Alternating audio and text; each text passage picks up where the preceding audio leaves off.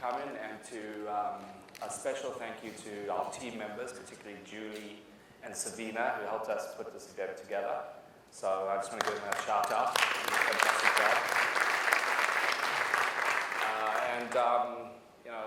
Around TriNimbus, growing business, we have an office in Toronto, and we're also hiring. So anybody who's interested in AWS, come and talk to us. So this is a really interesting subject and close to my heart, and it's particularly around data residency, because we get a lot of resistance having conversations with enterprise and public sector organizations who have a resistance or inertia to store their data outside of Canada. So we'll get to that subject, but again, and also around security in general. I mean, there's been an apprehension around moving and adopting to the cloud, and security has been a major subject and probably one of the biggest detractors.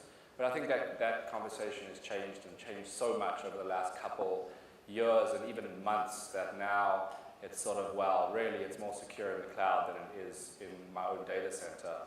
So then, what are you doing about that now? What are you actually doing about security in the cloud? So that's what this conversation is about. So with me, you've seen Byron, Peter. Damon is from SumoLogic, super experienced engineer, and Sumo are quite involved in especially the log management, and of course outputting logs from for monitoring security is a big deal. So we thought putting this panel together and having a conversation around these things was of interest. So I've got a couple of questions here. So gentlemen, you can all jump up at once, whoever wants to take the questions. Top 3 things your organization is doing around security. So whoever wants to go. I always let the vendors go first. Sure. And that's your customers maybe you speak to. So, yeah, of course. It's sort of like a game of chicken. We stare at each other and figure out who starts talking first. I just like to say I'm glad to be a stunning example of the human race. I feel kind of honored about that earlier. So the top 3 things we or our customers are doing. We, as SumoLogic, we house customer data, and quite a bit of it. Our biggest customers send us 10 to 15 terabytes of their IT and diagnostic log data on a daily basis. So we regularly undergo and complete certification. So PCI 3.0, that's an ongoing process that happens quarterly. The audit's actually underway now for us. We are SOC 2 Type 2 certified for service provider functionality. So, there's a whole range of these kind of certifications that I think in the past were relevant but not extensively important, but now they are extremely important. And so we, expend quite an enormous amount of effort and cost from an audit standpoint to stay up to date on these things, and we're seeing a lot of that with our customers. There's a big customer of ours in the Boston area that is moving into servicing the U.S. federal government, and to do that, you have to be FedRAMP certified. So we're getting more and more of these sort of, I'll call them viral requests, where our customer is completing certification or regulatory compliance, and that reaches out to us as well, because then the service providers they leverage also have to demonstrate compliance. So more generally, I think we're seeing more and more uptake of the various certifications in their respective countries, locales, etc. Let's see, now I need to come up with 2 more. We employ a whole range of security professionals. So the 7th employee at SumoLogic was actually our Chief Security Officer, Joan Pepper.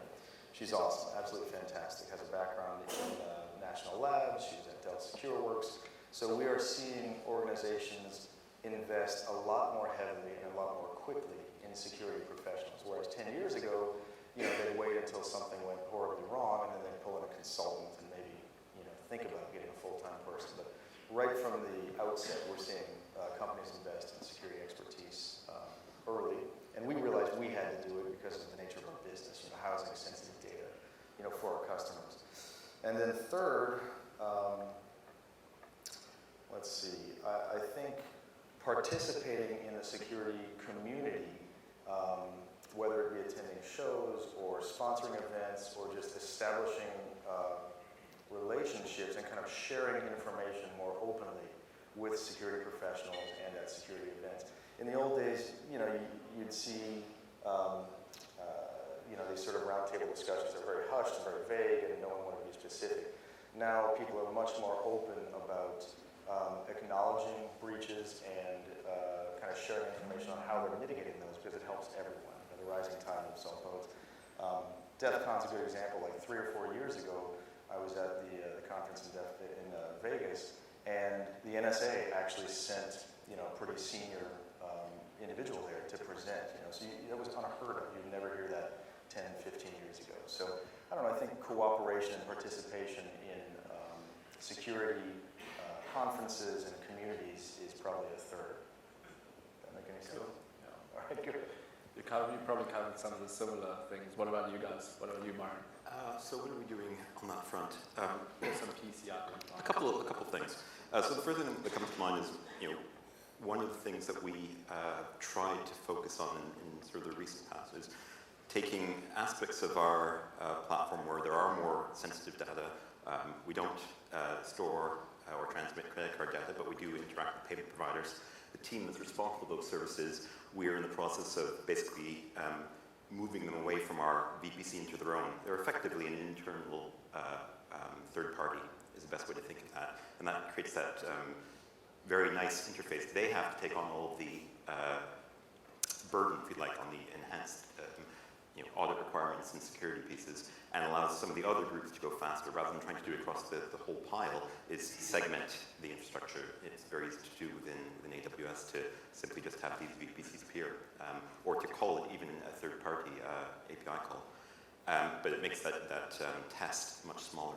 I think the other piece to it is, just as we put the operational pain into teams, we want teams to think security as a non-functional first, just as important as the functional change they're putting in and the stability and scalability requirements. Security has to be in the forefront of those teams. We want them to be thinking about that consciously. For a lot of teams, that means that they need to skill up. They need to learn what that actually means. They need to think about how this would be undermined or worked around. So that's been a big investment in terms of learning. And I guess maybe the third thing I'll put into that is to try and take what we've done for DevOps and to bring the security part of our organization into that process as well, along with another group in sort of the internal networks, and create that sort of SecNet DevOps group that is thinking about this thing as a holistic piece of work, not just a separate silo. It's not the security officer's problem. Their role is to figure out the strategy and then see that implementation spread as widely as possible into the teams. DevOps, that's our next conference. So there's a lot going on in that world. How about you, Peter? So I'll take Byron's last two. So I think the other one that we've had is that over the last year, we've essentially started to have to pull the security team, such as they are, away from trying to design and architect barriers around our data centers and start to think about how to more homogeneously introduce security across the entire platform rather than trying to secure particular sites as we move stuff out of our data centers and have more usage of cloud services from various different locations. So that's one of the key things, and definitely to Byron's point that it becomes the team's responsibility to be on the ball to look after a lot of the security concerns and help them understand those pieces. We've also got a large policy piece as we adopt from our parent company the baseline requirements and look at how to adapt those and how we're going to use and modify the policies we have today and apply them across the cloud services that we're looking to deploy. Cool.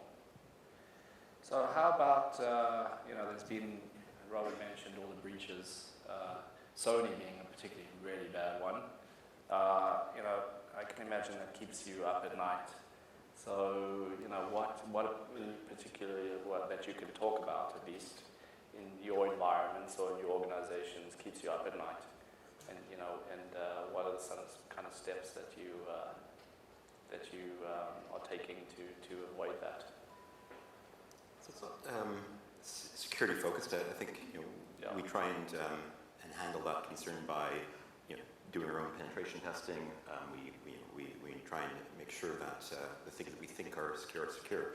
But I think keeping me up at night, and things that we've had to invest time in is sort of more, not malevolence, but more inadvertent.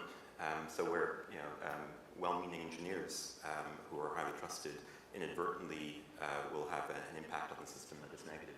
So I think specifically DynamoDB is a great example where some first-order data is available in a particular DynamoD table, but not anywhere else. So we've had to put effort into to make sure that that data is well backed up and is out to to S3 into Glacier, so that it isn't an API call away from being deleted or the wrong set of keys, thinking that it was a QA environment rather than a production environment. So that's one thing that we've invested. We put time in a backup service that if your data is in DynamoDB, will just get extracted. That was one of the things that was keeping me up at night. That is no longer. And what about encryption? Like, as I direct that at everybody. I mean, are you encrypting everything, trying to encrypt everything? Essentially, for us here, we encrypt any data at rest, any data in transit is encrypted for going to the cloud for the bulk of the data that we're doing in that space. Yeah. In terms of what would keep me up at night, it's much along the same lines in terms of the teams themselves, as they learn how to do the different security controls. There's a tendency to take the easiest path, and in taking the easiest path, they can sometimes accidentally trip over things and accidentally cause problems in the environment or expose data. And it's at that point that it becomes very critical that you have put those controls around encryption and masking and other capabilities into place, so that when they do accidentally trip up, you don't end up in a massive security incident. Yeah, I'll say that with increasing success comes increasing visibility. So we had an incident a little while ago where someone registered SumoLogic, LOQIC.com. So when you look at it, oh, this is legit. You get an email from someone at SumoLogic. Oh, click this link, reset your password here. And so 2 or 3 years ago, we were not completely unknown, but much smaller. So these sort of directed spear phishing campaigns are happening more and more. And luckily, we have a fantastic security staff, so we're prepared to deal with them. Prior to that, we rolled out identity cards with our pictures on them, also in all of our internal communications that's accompanied. So this person noticed that the spear phishing message from the fake domain didn't have the person's picture. They brought it to Joe and they said, hey, check this out. I don't know. She said, oh, good work, and now let's deal with this. So I guess as we become more and more sort of visible, and people become more and more aware of us, they realize that there are high-value assets, in our customers' data. We take extreme measures to protect that, everything from encryption to identity protection, et cetera. But, sort of what's coming next and getting out in front of that before it makes its way into the organization. So I also just want to have a shout out to LoyaltyOne as well, a security company. If you haven't spoken to them, and they may be out there, but if you're looking at security as well, they're focused very much on security, and we thank them for sponsoring today. Cloud adoption. So again, it's started with adopting the cloud, security posture. So what are you doing? And this may be not so relevant for you because you're sort of native to AWS, but moving into AWS and adopting the cloud. Tell us about how you dealt with security. For us, we found the advantages of the cloud. The ability to have that aspect of the overall platform, described in our case, CloudFormation, security groups, those pieces, that becomes much more visible. It allows you to write tests against it, compare what's actually live in the environment, what's actually in source control. It allows that conversation to be put in front of the right people to think about it, not necessarily just the devs who are implementing it.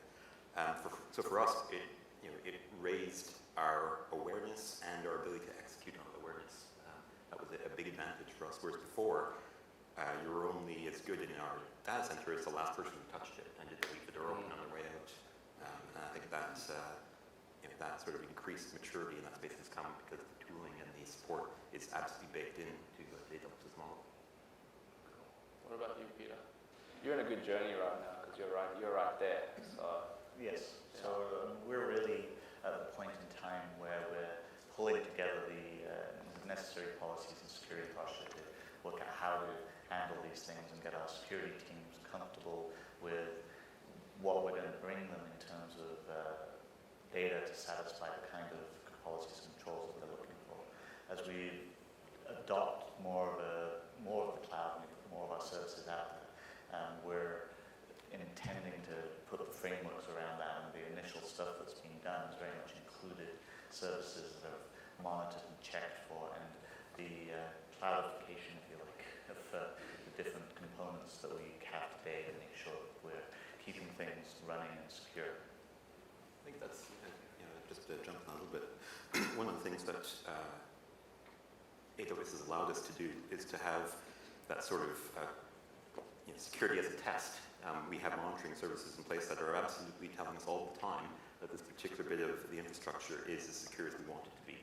And when that changes, often because someone isn't taking an action, positive action, perhaps to jump on an instance to do some debugging or to look at a particular reason why it may not be working, that alarm goes off. It tells someone this particular bit has been accessed. There's a process and protocol around justifying that, and then it's undone. Again, all through code and actions, API calls, and the system returns to its green state. I think that's really powerful for us. It gives us a lot of confidence that we can take action when things are going a little bit wrong, and then get back to a good known state. Our tests, our monitoring probes tell us that.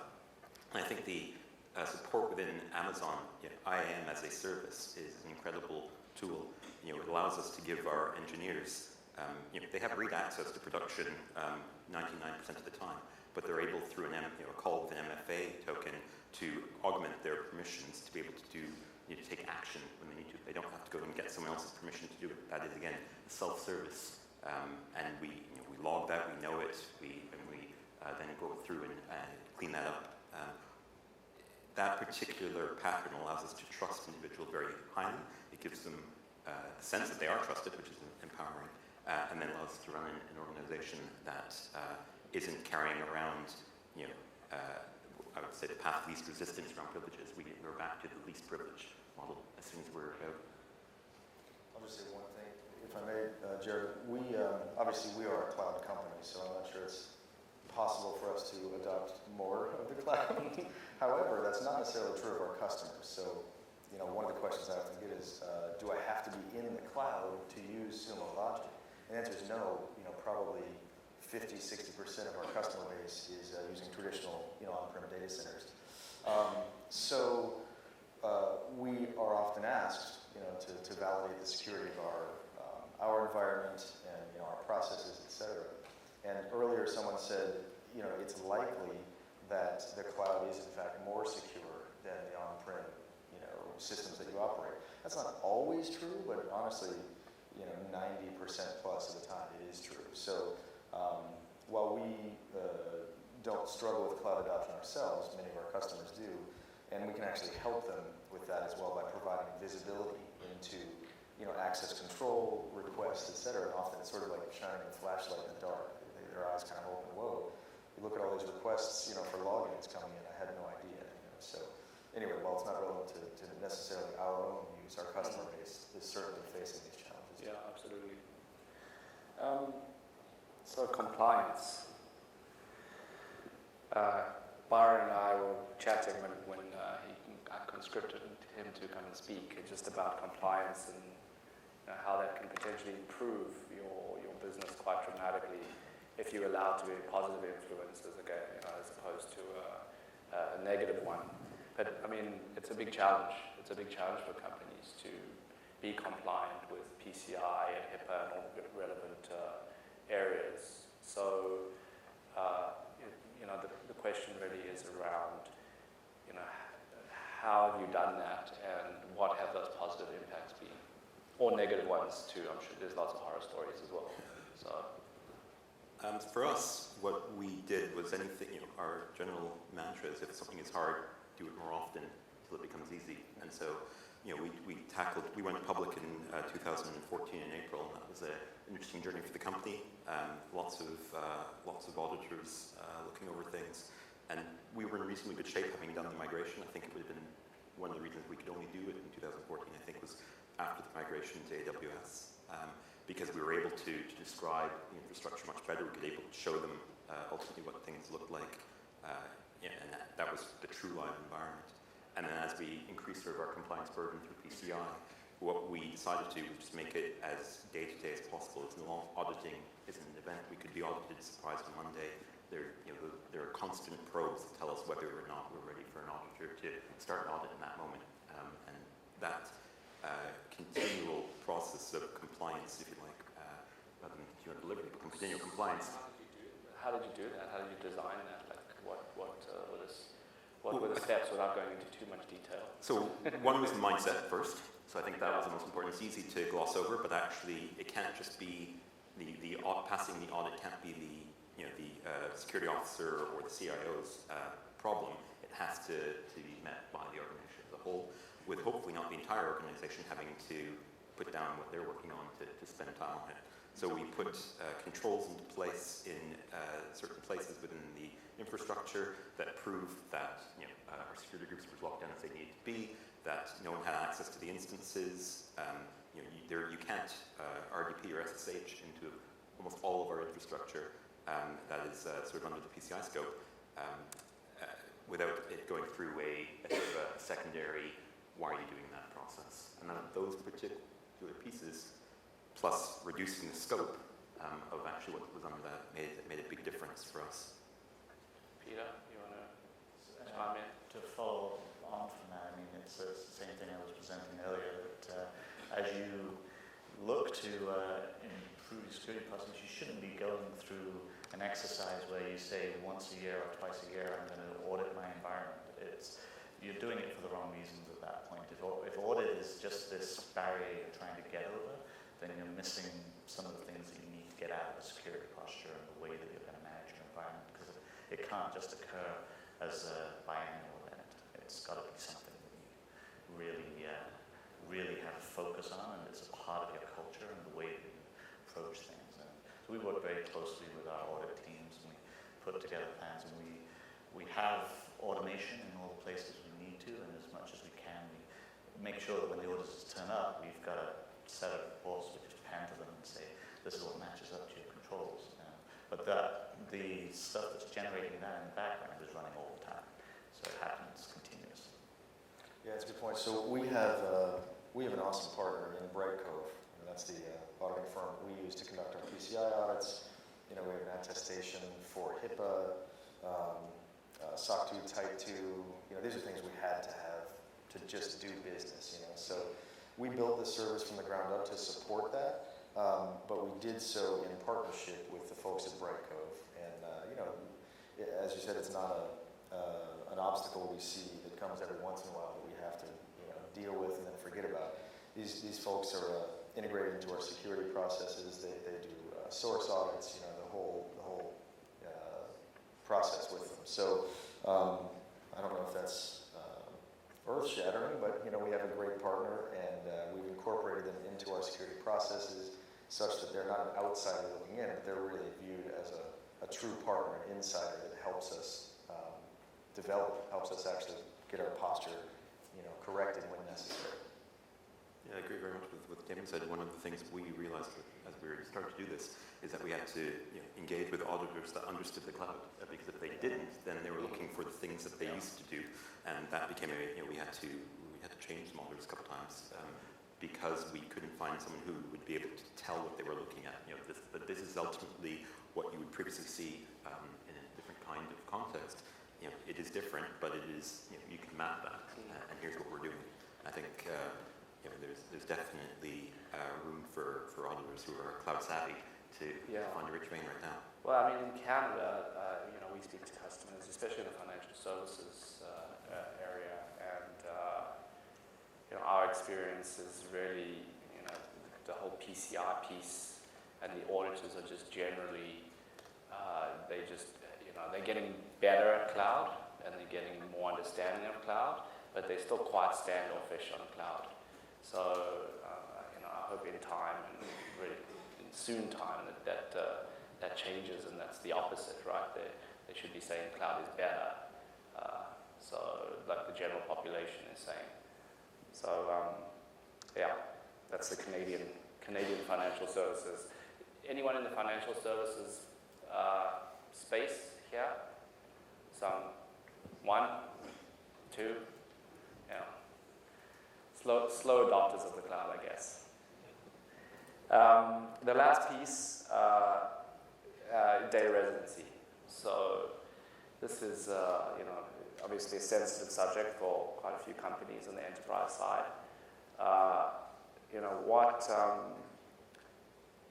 What has been your organization's perspective on data residency, and has it held you back, or is it something that isn't a factor? I know it can relate to privacy of information, specifically if you're collecting personal information. Byron, particularly, your organization is pretty international, so how does that work for you? And Peter, with I'm sure you have a lot of personal information that you have in the Air Miles database alone. So interested to hear your perspective on that. We have all of our collector information resides in the US anyway, so because we're a parent company, yes, American. yeah. So from a data residency perspective, it's not really that much of an issue. From a protection of PII data, that's a different story. We're definitely, that's one part of the policies we're working through at the moment around ensuring the PII data is appropriately handled and protected within the cloud.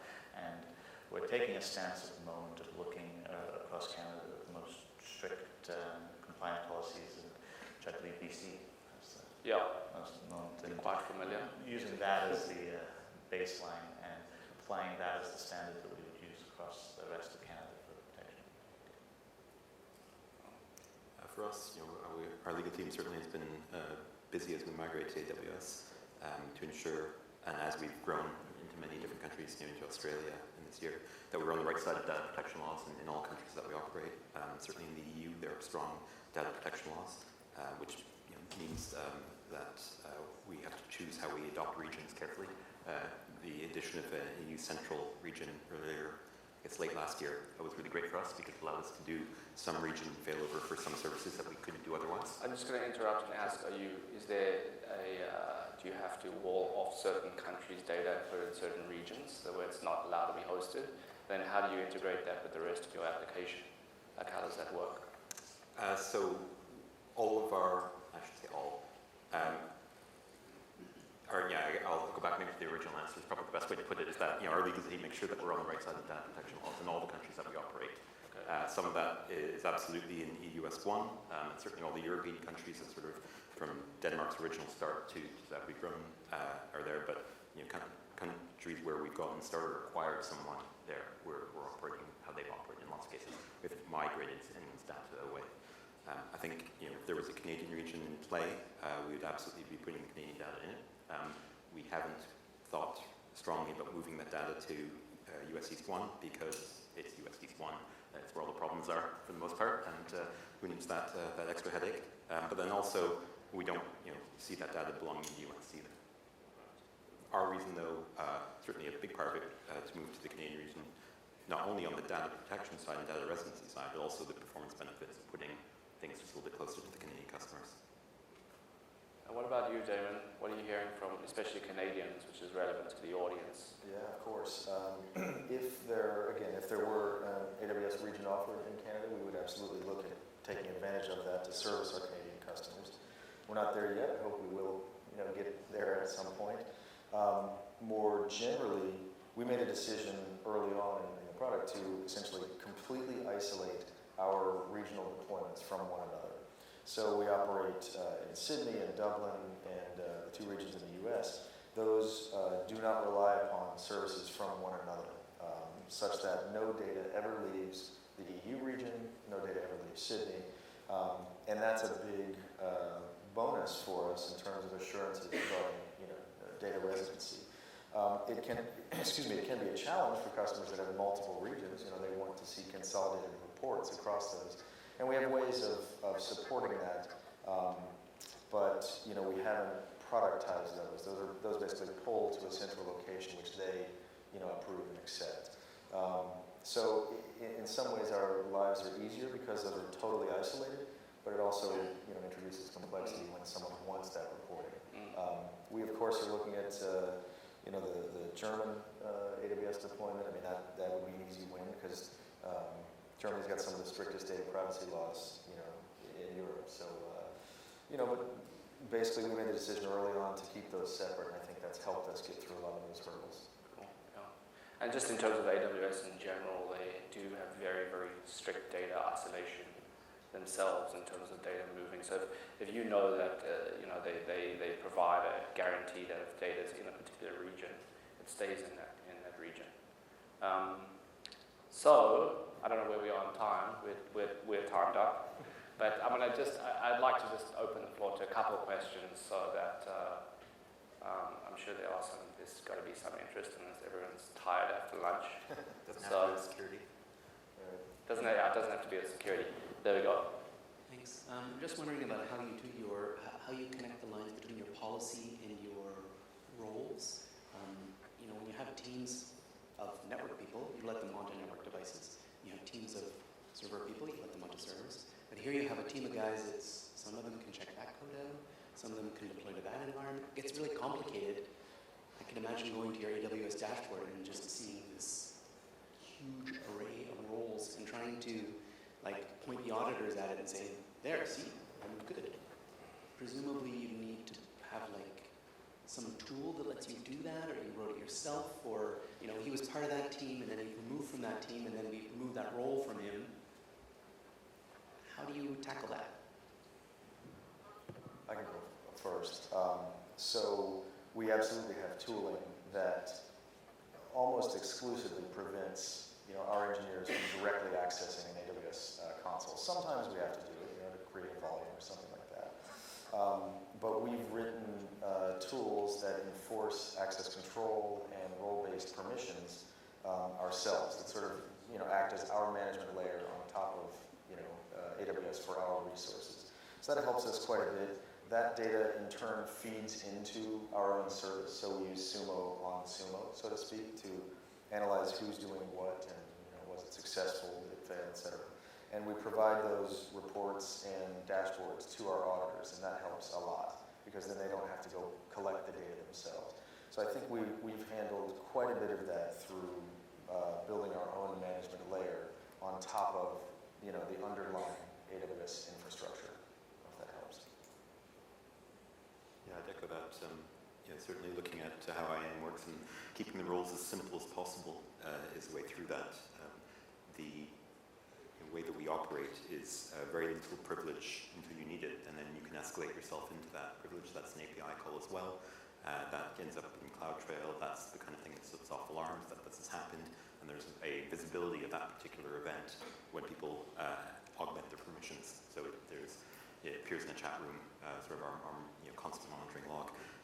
And for us, being able to put that policy, as complex as it might be, although we try and keep it as simple as we can without giving too much away. There's always that balance. But putting that policy in front of an auditor is very, very valuable. That's what they want to see, even if it takes them a while to go through it. That's the exact kind of thing that they view as a great artifact, especially when you can prove that it's exactly the same as it is in live. So the response that you get back from the live service is the same as what you've said it should be in source control. And for us, it's much the same as Damon said, in that for the new services that we're moving out there, it's very much a hands-off, you don't touch it unless you need to, and escalated privileges need to be requested. So we're handling it in that manner, and it's the automation and tools that are doing the deployments and the management and the setup of configurations, and we use CloudFormation, all of these tools to wrap things up together, and it's that you use to manage the environments. We want to take one more question. One more. Anybody? Any more questions? certainly around for a while afterwards. Anyone All wants right, to yeah. approach Awesome. offline. Well, thank you guys. Well, thank you. Very much appreciated.